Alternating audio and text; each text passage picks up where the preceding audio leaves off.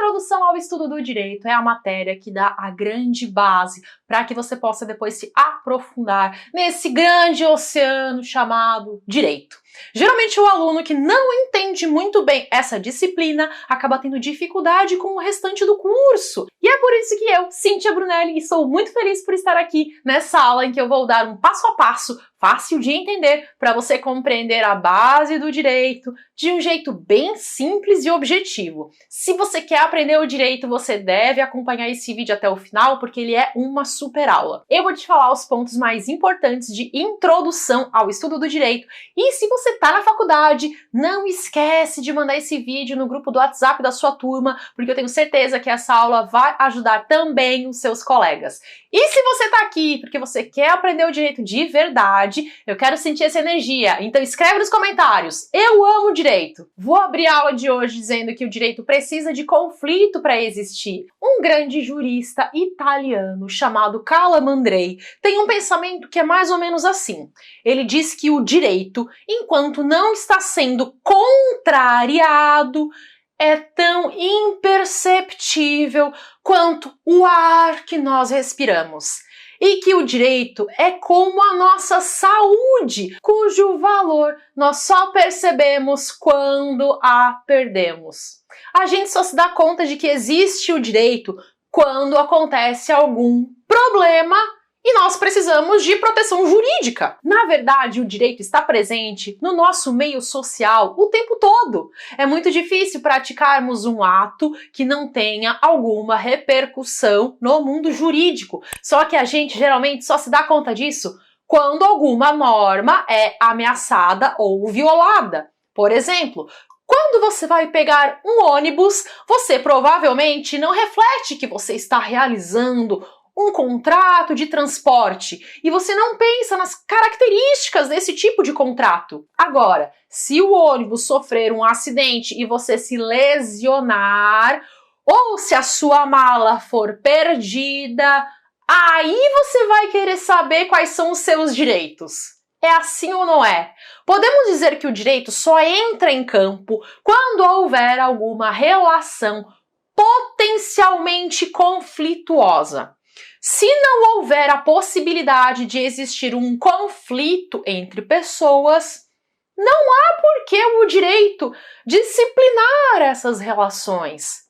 Quem ama de verdade uma confusão e um barraco também vai adorar o direito, porque o direito precisa de treta para existir. Basta pensar que se uma pessoa viver sozinha numa ilha deserta, as leis perdem o sentido, porque elas são decorrentes do convívio social. A pessoa até pode seguir alguns códigos pessoais de conduta, oriundos da sua moral, mas porque ela quer, e não porque existe uma norma impondo. Entendeu a diferença? Já dentro de uma sociedade, se busca a tranquilidade e o equilíbrio em suas relações, de modo que o direito tem esse papel de evitar conflitos. Aqui entra a função preventiva do direito, para tentar impedir problemas através de regras de conduta. Através das leis, cada indivíduo deve saber quais são os seus deveres dentro do meio em que vive.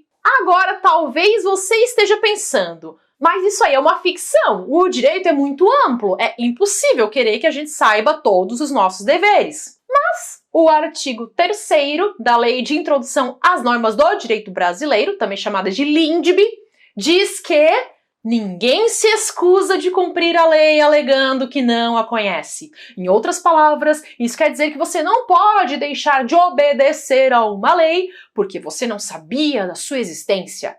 Há uma presunção de conhecimento das leis.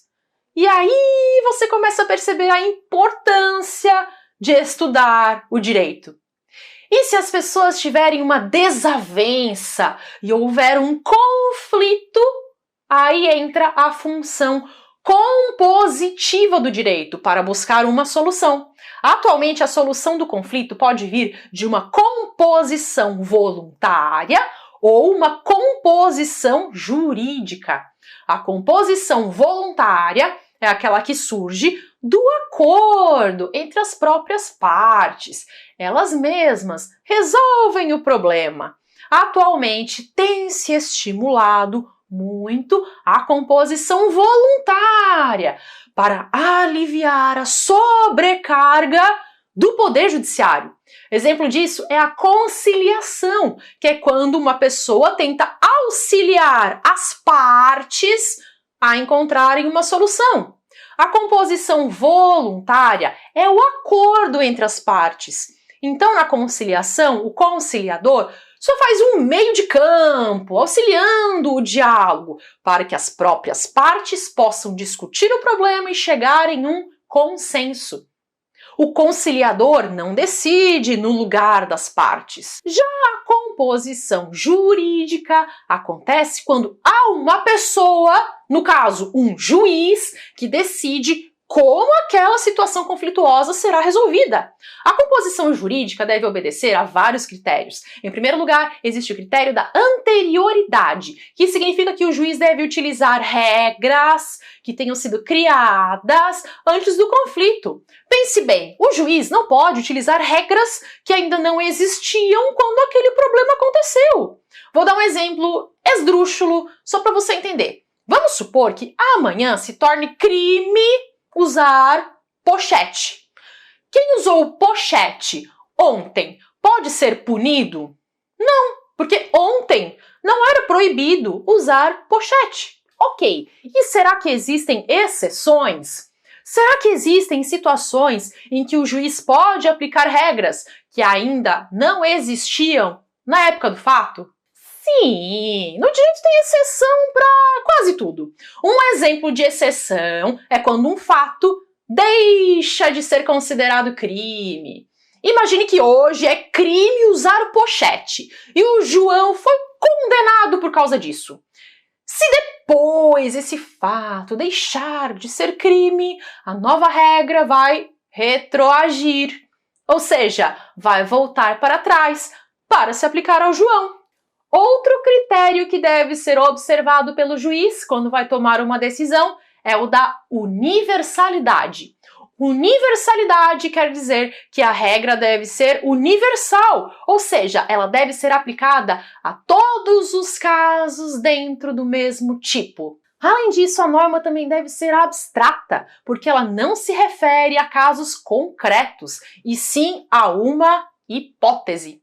Pense no seguinte, quando o Código Penal diz que homicídio é crime, ele não está dizendo que é crime o José matar o Pedro.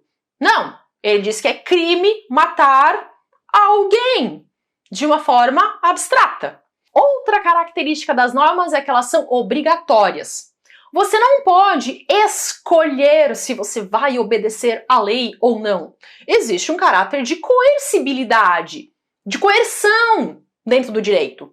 Se não, se cada um pudesse optar entre quais leis seguir, elas seriam inócuas.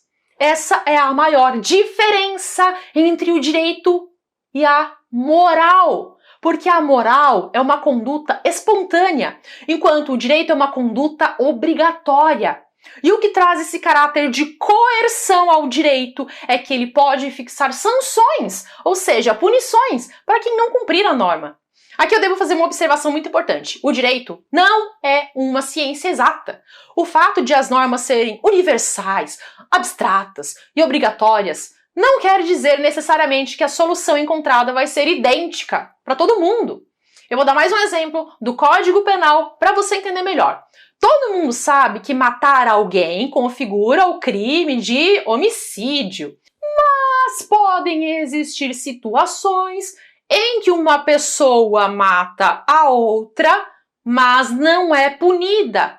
Imagine que uma mãe que ama o seu filho está dormindo à noite com ele na mesma cama, abraçada, e sem querer ela sufoca ele dormindo. Ela não queria ter feito isso e ela fica totalmente desesperada por ter matado o seu próprio filho. Aí eu te pergunto, você acha que é preciso punir essa mãe?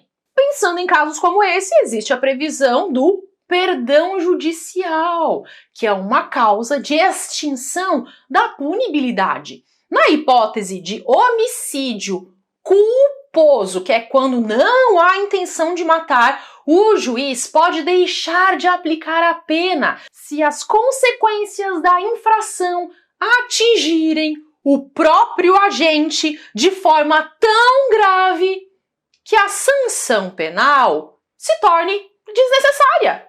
É claro que cada caso deve ser analisado, mas é possível sim que a mãe dessa situação que eu narrei não seja punida. Agora eu vou fazer uma pergunta. O que é direito? Afinal, qual é o significado do direito? Essa definição parece simples, mas não é tão óbvia assim. A verdade é que o direito pode ter muitas definições e significados. Eu vou trazer aquilo que eu considero o mais importante para que você possa desenvolver esse raciocínio. Eu vou começar por essa frase. O direito é um conjunto de normas de conduta social imposto coercitivamente pelo Estado para a realização da segurança segundo os critérios de justiça. Nessa pequena frase, ou nem tão pequena assim, nós temos diversas informações que você precisa compreender. Eu vou explicar essas informações uma a uma. A primeira parte é essa. Conjunto de normas de conduta social. Aqui nós encontramos dois elementos importantes, que são normas e conduta social. As normas definem quais são os procedimentos que devem ser adotados. Quais são os comportamentos permitidos em sociedade? Quais são os limites da liberdade? As normas impõem proibições e traçam uma linha que divide o lícito e o ilícito. Elas também impõem obrigações dentro da vida em sociedade. Também há normas para estruturar o Estado e organizar a relação entre as pessoas e os órgãos públicos. A segunda informação importante é que o direito é imposto coercitivamente pelo Estado. Existe um poder de coerção do Estado sobre as pessoas. O indivíduo deve ajustar a sua conduta ao que é determinado pelo poder público. Para poder controlar a vida jurídica do país, o Estado se subdivide em 3 poderes: legislativo, executivo e judiciário, e cada poder deve cumprir determinadas funções. Podemos observar que apenas as normas jurídicas requerem a participação do Estado, mas eu devo dizer também que o Estado não é o único que cria fontes do direito. A própria sociedade pode criar normas, como é o caso dos costumes. Outra informação relevante sobre o direito é que ele visa a realização da segurança segundo os critérios de justiça. Isso quer dizer que o direito é um instrumento em função do bem-estar da sociedade. O seu objetivo final é a justiça. Para existir justiça, é necessário que haja segurança jurídica. Isso significa que deve haver normas que organizem a sociedade, tragam ordem jurídica e garantam o respeito aos direitos dos cidadãos. Ainda falando sobre justiça, é possível mencionar a frase do jurista romano Ulpiano, quando disse que a justiça é a constante e permanente vontade de dar a cada um o seu direito. Existem muitos outros significados do direito, mas eu acredito que esses são os mais relevantes para que você possa compreender o seu alcance. Eu falo muito sobre isso no Primeiros Passos no Direito, que é o curso em que eu ensino os fundamentos do direito.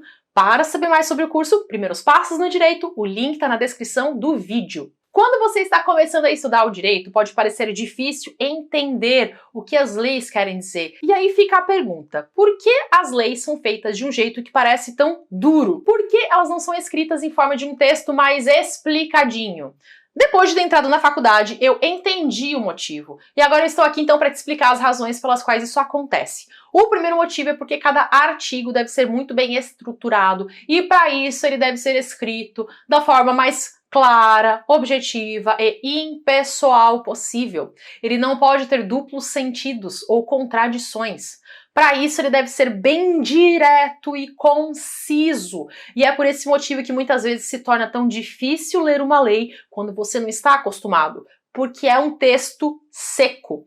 Mas ele é escrito dessa forma justamente para que seja bastante direto. Afinal, uma lei vai ter muitas coisas a dizer. Então, o ideal é que ela seja extremamente clara. E uma das formas de se conseguir isso é fazendo frases que sejam concisas.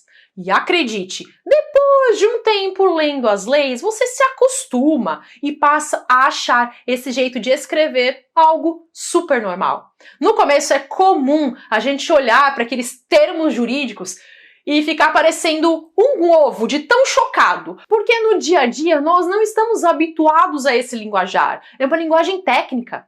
Outro motivo pelo qual as leis são tão difíceis de entender é porque cada artigo deve ser muito bem estruturado para que ele não fique se repetindo ou mesmo fazendo floreios desnecessários. Cada artigo deve tratar apenas de um assunto e ele não pode ser uma mistureba de coisas, senão corre o risco de se tornar confuso. Há um ditado jurídico que diz que a lei não contém palavras inúteis, porque cada frase é meticulosamente pensada. Então, quando você se deparar com um artigo que pareça um pleonasmo, pare e dê uma pesquisada a respeito, porque talvez ele tenha um significado mais profundo do que você imagina, porque a lei não contém palavras inúteis. Abre parêntese. Para aqueles que não se lembram mais das aulas do ensino médio e não sabem o que é pleonasmo, pleonasmo é subir para cima, descer para baixo, entrar para dentro, hemorragia de sangue, estudante estressado. Tudo isso é pleonasmo. Eu estou aqui para ressuscitar essa adorável figura de linguagem dos confins empoeirados do cemitério da sua memória. Ok, seguindo adiante na aula, agora eu vou explicar as principais diferenças entre o direito público e o direito privado. Eu vou começar falando sobre o direito público. O direito público está relacionado ao Estado e à coletividade. Ele rege relações em que o Estado é parte ou tem grande interesse. Observa-se uma relação vertical, de cima para baixo, pois o Estado está em cima. Quando eu digo aqui Estado, eu me refiro ao poder público como um todo. A relação entre o Estado e um particular não é de igual para igual. Além disso, em uma relação regida pelo direito público, a liberdade para praticar atos é bem menor, pois ela se rege pela legalidade estrita. Isso significa que as pessoas envolvidas só podem fazer aquilo que esteja previsto ou autorizado em lei. Em uma relação de direito público, você só está autorizado a praticar um ato se existir uma lei te dando permissão para isso. As leis dentro do direito público são imperativas, ou seja, são obrigatórias. Não existe opção de escolha. Você precisa respeitar as leis e, se não fizer isso, irá sofrer consequências. Exemplo de direito público é o direito penal. O Estado impõe as condutas que os indivíduos devem ter e, se cometerem crime, serão processados e punidos. No direito público, não há muita margem de liberdade de escolha ou liberdade de agir. Não cabe a você decidir se você vai respeitar as leis penais. Caso você cometa um crime, irá sofrer as consequências. Ao menos em tese. Outro exemplo de direito público é o direito tributário. Se a lei diz que você deve pagar um imposto, você não pode decidir se você vai pagar ou não. Mas, Cíntia, eu acho que imposto é roubo. Tu podes achar o que tu quiseres, ser abençoado, mas se tu não recolheres os teus impostos, o leão irá te abocanhar. Como outros exemplos de ramos do direito público, podemos mencionar o direito constitucional, administrativo, processual e eleitoral. Ok, agora vamos para o direito privado. O direito privado se trata de uma relação de indivíduo com indivíduo, de forma particular, quando não há um interesse predominante do Estado. Também pode ser uma relação entre uma pessoa física e uma pessoa jurídica, ou entre duas pessoas jurídicas, desde que seja direito privado, ou seja, sem relação direta com o Estado. Considera-se uma relação horizontal, com igualdade entre as partes. No direito privado, nós temos uma liberdade bem mais ampla. É possível fazer tudo, desde que não esteja proibido por lei. No direito privado, há uma margem de liberdade maior, que nós chamamos de autonomia da vontade. O direito privado produz leis mais abertas à autonomia da vontade dos indivíduos. Um exemplo de direito privado é o direito contratual. A lei coloca algumas diretrizes gerais que os contratos devem seguir, mas não é um direito com regras tão limitantes. As partes têm bastante autonomia para poder negociar as regras de um contrato. Elas podem fazer contratos livremente, desde, é claro, que não contrariem a lei. Consegue ver a diferença? No direito público, a lei precisa te autorizar para você poder fazer um ato. Já no direito privado, você pode fazer tudo o que você quiser, exceto aquilo que a lei te proíbe. Quando dois particulares fazem um contrato, há uma liberdade bem maior do que se esse contrato for feito com a administração pública. Porque um contrato entre particulares se rege pelo direito privado, enquanto um contrato administrativo deve obedecer às normas do direito público. Mas essa divisão em direito público e direito privado não é uma divisão radical, tá bem? No direito público também existe o interesse dos particulares e no direito privado também pode haver a ingerência do Estado em algumas situações. O que é importante entender é que no direito público a presença do poder público é muito mais marcante. Agora vamos para o próximo tópico da aula de hoje, que são as fontes do direito. Qual é a diferença entre fonte material e fonte formal? Fonte primária e fonte secundária? Fonte estatal e fonte não estatal? As fontes do direito são de onde o direito se origina, ou seja, é o que dá fundamento de validade para as normas. Nós falamos em fontes no sentido de origem, aparecimento, elemento gerador. As fontes podem ser divididas em várias classificações, como fonte estatal e não estatal, fonte formal ou material e fonte primária ou secundária. Eu vou começar falando sobre fonte material e fonte formal.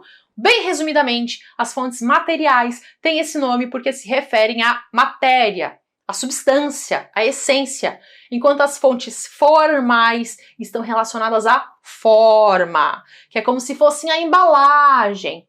As fontes materiais têm a ver com os fatos que acontecem no meio social. Quando uma lei vai ser criada, ela deve ter como referência os acontecimentos daquela sociedade, que tenha a ver, por exemplo, com a economia, a política, a cultura e a religião. Todos esses fatores causam impacto sobre as fontes materiais do direito, na medida em que interferem na sociedade, pois a essência do direito são os fatos que emanam do grupo social. Existem alguns vídeos aqui no canal em que eu falo sobre a economia, a política, a cultura e a religião e a forma como elas exercem influência no meio jurídico. Então eu te convido a assistir quando esse vídeo aqui acabar. Já as fontes formais são um meio de exteriorizar o direito. É como o direito se torna palpável. As fontes formais do direito são, por exemplo, os costumes, a jurisprudência, a doutrina e a lei. As fontes formais podem ser estatais e não estatais.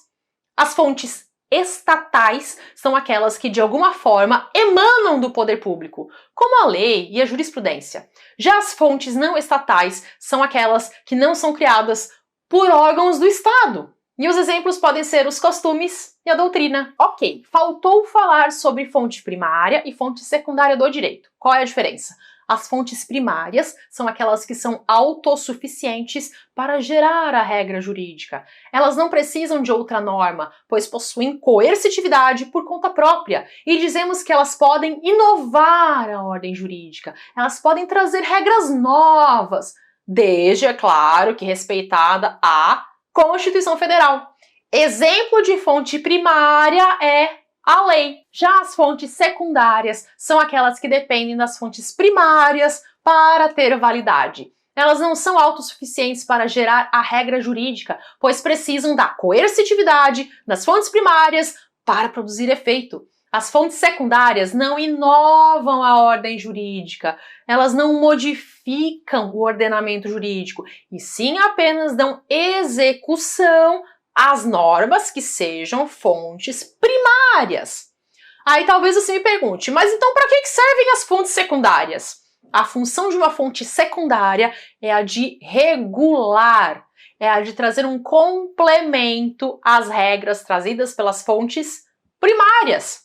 Em geral, a fonte secundária serve para dar fiel execução à lei, definindo os procedimentos necessários para que a lei possa ser cumprida. Exemplos de fontes secundárias são regulamentos, resoluções e portarias. Eu me sinto profundamente feliz por perceber que existem pessoas como você que se interessam em evolução e querem aprender o direito. Quando você efetivamente compreender o direito, você vai sentir os seus horizontes expandidos. E eu não vou te dizer que é ótimo ter o poder desse conhecimento, porque eu acredito que se você está aqui assistindo esse vídeo é porque você já sabe. Você já conseguiu perceber como é importante entender os aspectos mais básicos sobre o direito, antes de querer se aprofundar. Sem esse tipo de atitude, você não vai ter condições de entender o direito, porque o fato é que tudo começa na base. E no meu curso Primeiros Passos no Direito, eu te ensino a base, os fundamentos, o que há de mais essencial no direito. O link está na descrição desse vídeo. O valor está com preço promocional e pode ser parcelado em até 12 vezes.